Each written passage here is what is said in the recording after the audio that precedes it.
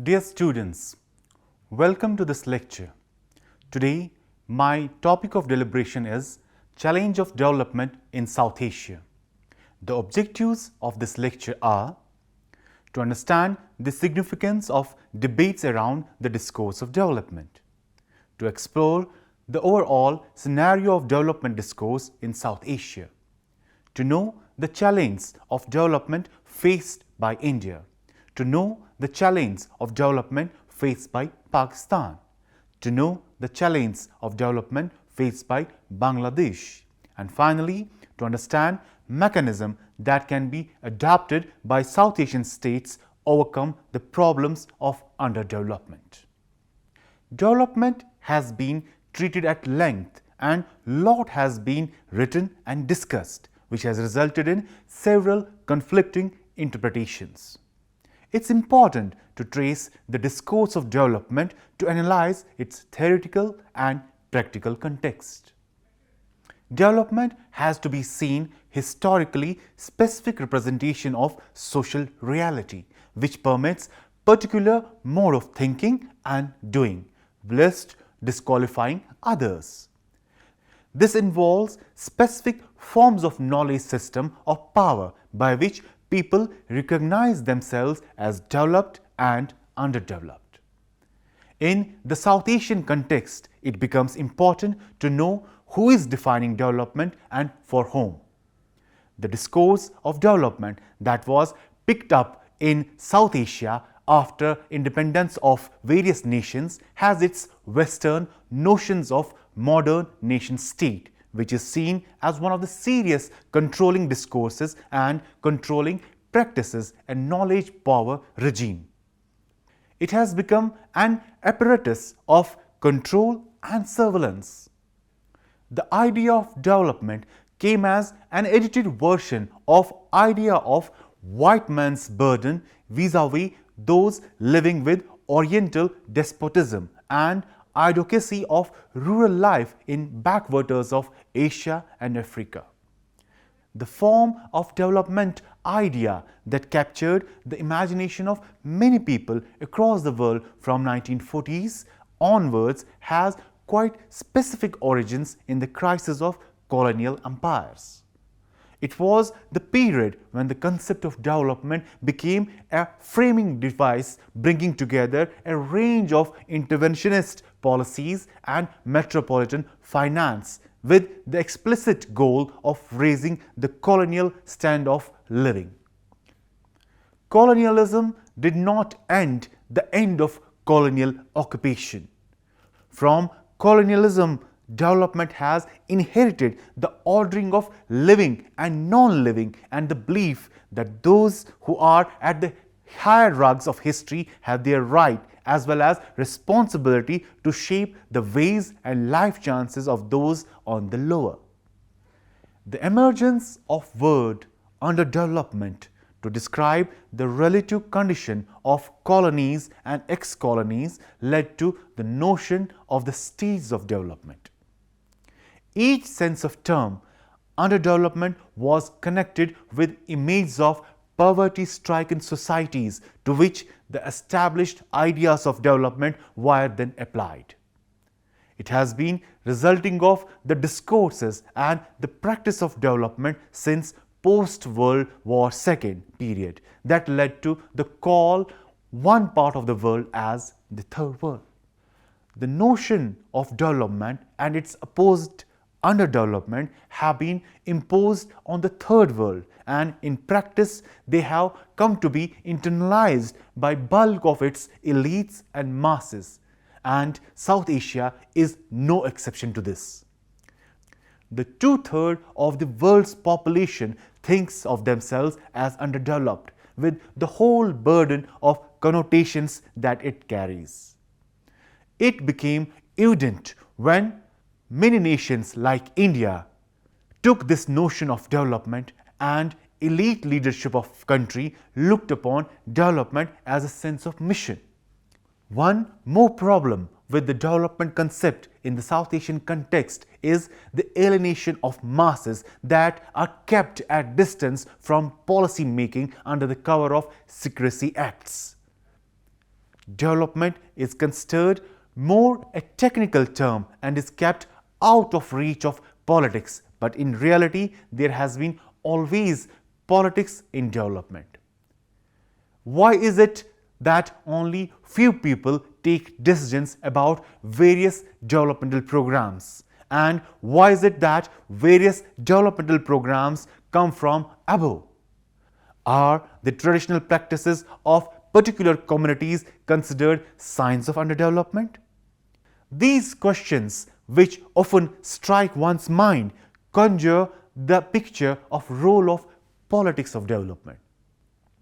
The term development has been defined ranging from economic growth to the process of meeting the basic needs, and from redistribution growth to recent notions of development as a freedom. There is always the curiosity to know who defines it and for what and for whom.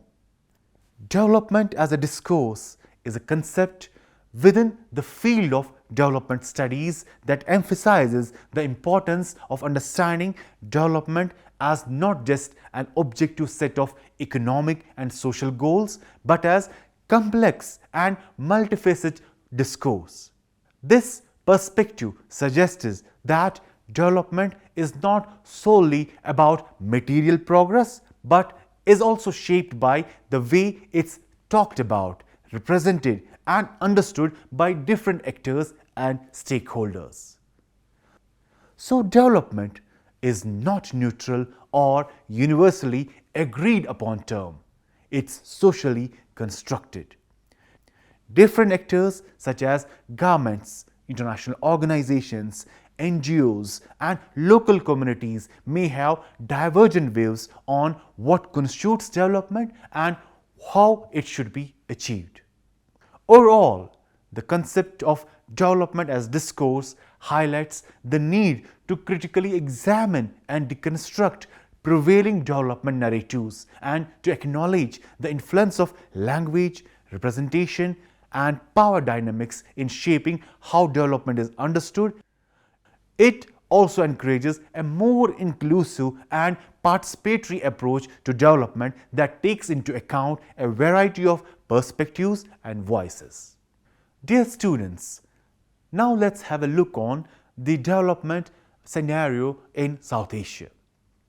South Asia is a region with diverse cultures, languages, and histories, and it faces a range of complex and interconnected developmental challenges. It's home to a significant portion of the world's poor population. Poverty rates remain high, and many people lack basic essential necessities such as clean water, sanitation, and healthcare. Income and wealth inequality is a major concern in South Asia. The gap between rich and poor is substantial, and marginalized communities, including Dalits, minorities, and women, often face discrimination and exclusion. Despite progress in increasing access to education, South Asia still has a high rate of illiteracy, and quality of education can be inadequate. Gender disparities in education persist in some parts of the region. Access to healthcare services varies widely across South Asian countries. Issues such as malnutrition, inadequate healthcare infrastructure, and prevalence of preventable disease remain significant challenges. South Asia is vulnerable to the impacts of climate change, including high rising temperatures, changing weather patterns, and sea level rise. This can lead to food insecurity, water scarcity, and displacement of populations. Dear students, now we will have a look in different countries. First of all, let's have a look on India. When British began establishing colonial rule in 18th century, India's economy was strong in trade, commercial, agriculture, and labor-intensive industry, especially textiles. Its political structure was, however, fragmented, and its income distribution was highly unequal. At the independence in 1947, India had made remarkable strides in political consolidation and rise of an educated elite. But it remained an acutely impoverished nation burdened by a surging population. Eradicating poverty became the declared overarching objective of India's developmental strategy. A broad national consensus soon emerged on the means to achieve this objective: rapid growth through industrialization and redistributive transfers to poor. India's developmental policies wielded two desperate visions: Mahatma Gandhi's dream of simple village-based economy and Nehru's socialist ideal of self-reliant welfare state. In deterrence to both, the government subsidized small-scale industries and handicrafts and intervened extensively in the economy through publicly owned heavy industries and direct controls. Economic openness was viewed with suspicion. A series of 5-year plans gave concrete shape to this strategy in line with the developmental paradigm of the time. Government control over economy and large role of public investment in productive activities generated some social benefits but also had significant negative side. The industrial licensing system, the restrictions on capital flows and complex system of high trade barriers reduced competition, throughout enterprise restructuring generated monopoly rents and stifled growth. Paradoxically, the public sector, with its human and financial resources overstretched, lacked the capacity to intervene effectively on the behalf of poor, that is, by providing universal schooling and basic medical facilities. The proportion of the poor people fluctuated around 50% through the 1970s, when the average per capita income rate was below 1%. The higher per capita growth of 1980s, estimated at 3.5%, reduced poverty to around 34%. But the high growth was unsustainable as it relied on excessive public spending and financing of fiscal deficit at commercial rates. By 1980s, India had eradicated famine and attained self-sufficiency in food production. The bank played a modest role in helping to create the physical and institutional infrastructure of the Green Revolution. But the bank's role in sustaining the revolution was critical. India also made significant gains in social indicators, with some southern states like Kerala succeeding in bringing fertility to replacement levels. Understanding the need to go beyond stabilization measures, a new government introduced two major structural policy changes in 1990s. It dismantled industrial licensing except for 18 industries and initiated liberalization of foreign trade and exchange. The new approach aimed at giving the private sector a greater role in India's development by improving the investment and tax regimes, reorienting foreign investment policy, opening infrastructure to private investment, reforming public enterprises and the financial sector, and reducing price controls. The country has taken various reforms to address its challenges and leverage its opportunities. India is one of the fastest growing economies in the world, with a population of over 1.3 billion and a GDP of over $2.7 trillion. However, the country also faces many economic challenges and has undertaken various reforms to address them.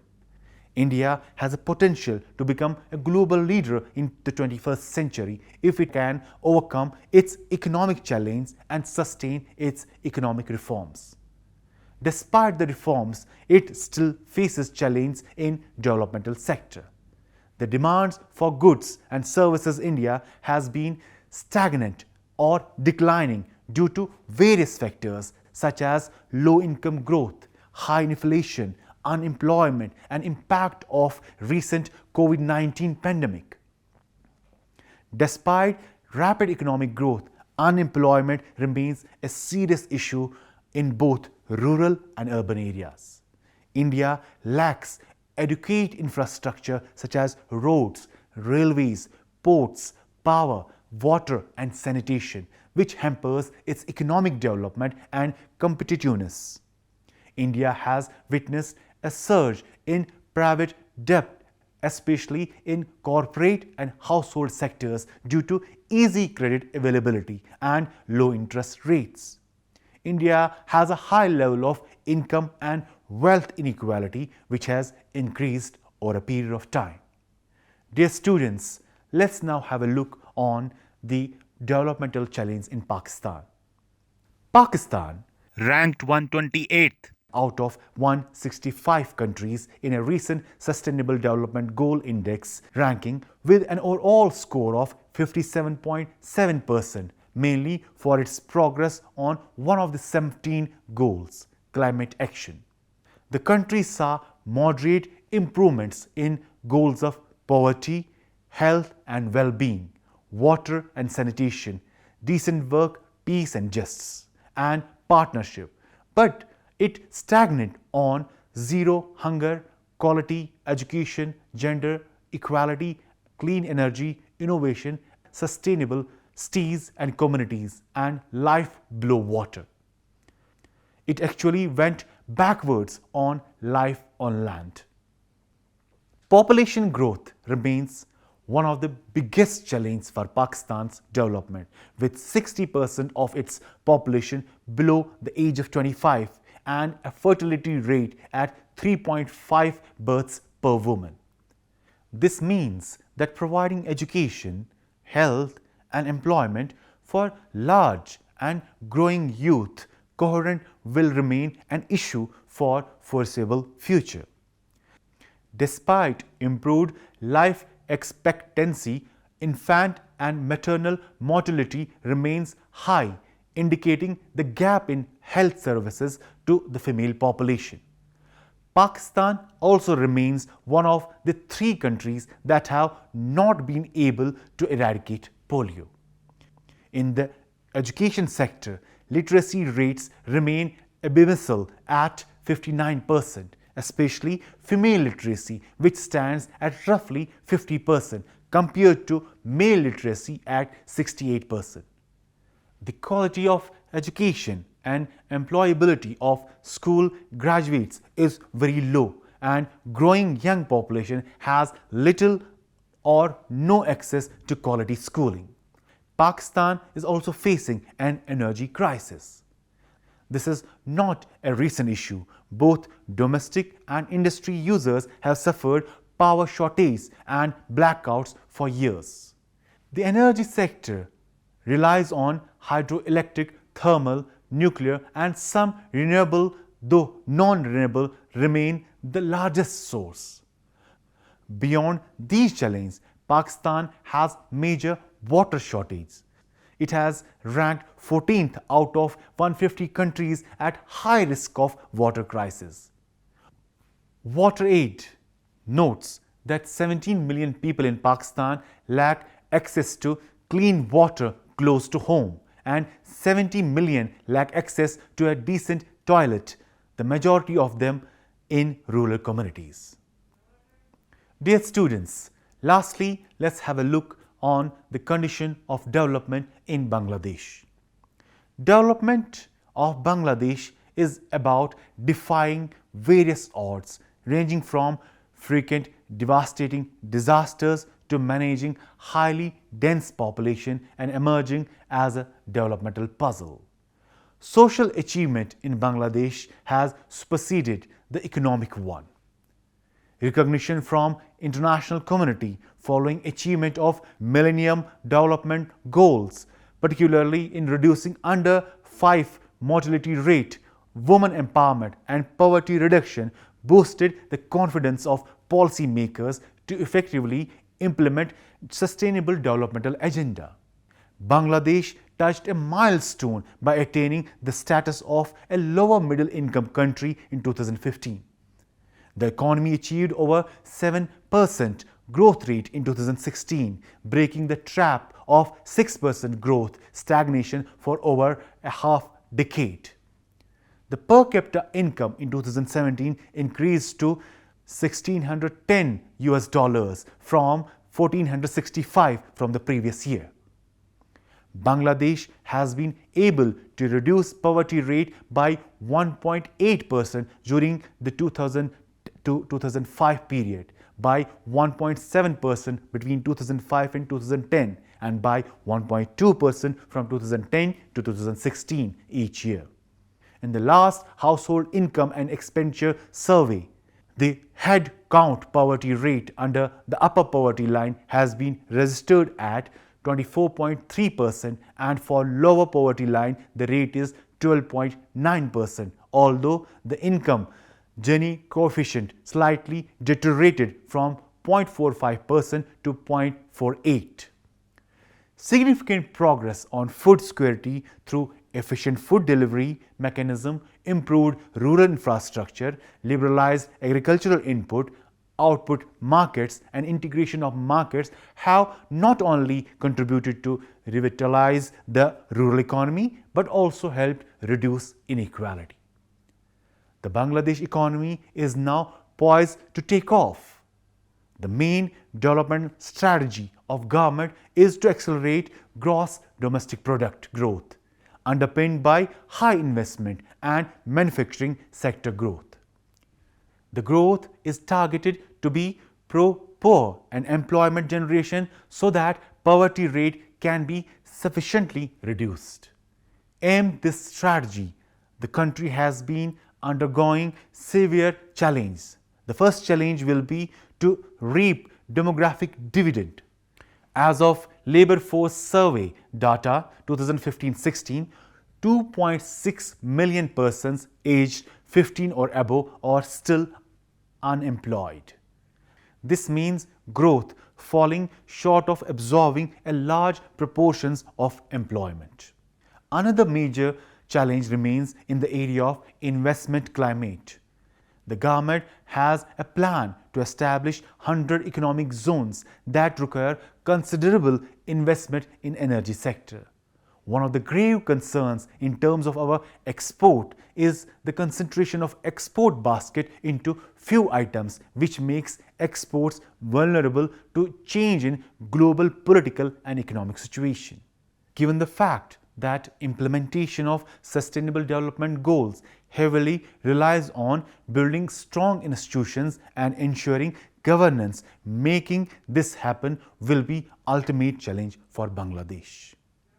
Dear students, at last let's see how these states can take the measures to address the challenge posed by the development.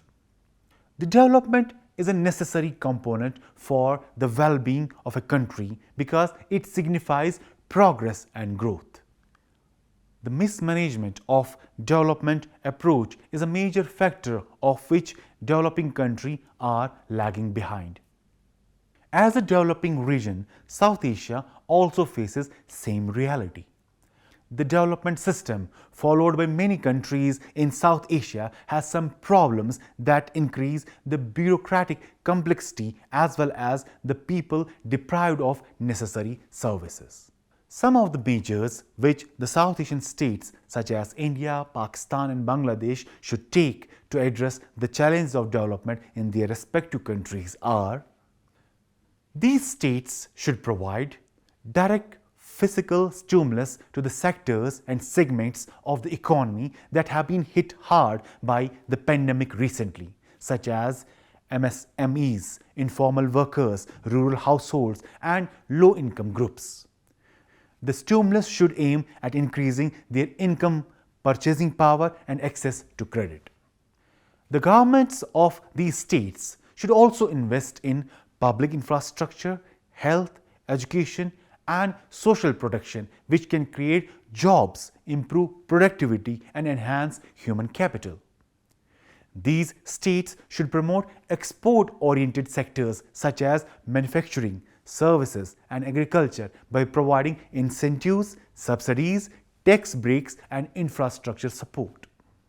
These states should also pursue trade agreements with strategic partners such as the United States, the European Union, Japan, the ASEAN to access new markets and diversify its export basket. The governments in these states should also address the issues of quality standards, logistics, costs, and trade facilitation that hamper South Asian countries' export performance.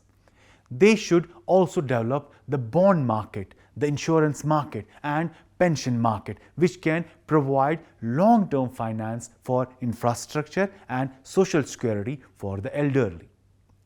The governments of these states should also facilitate collaboration between academia, industry, and government to create an ecosystem that can generate new ideas, products, processes, and solutions. They should also protect intellectual property rights and incentivize patenting and licensing. South Asian states should also address inequality and poverty in countries like India by implementing progressive taxation policies that can redistribute income and wealth from rich to poor.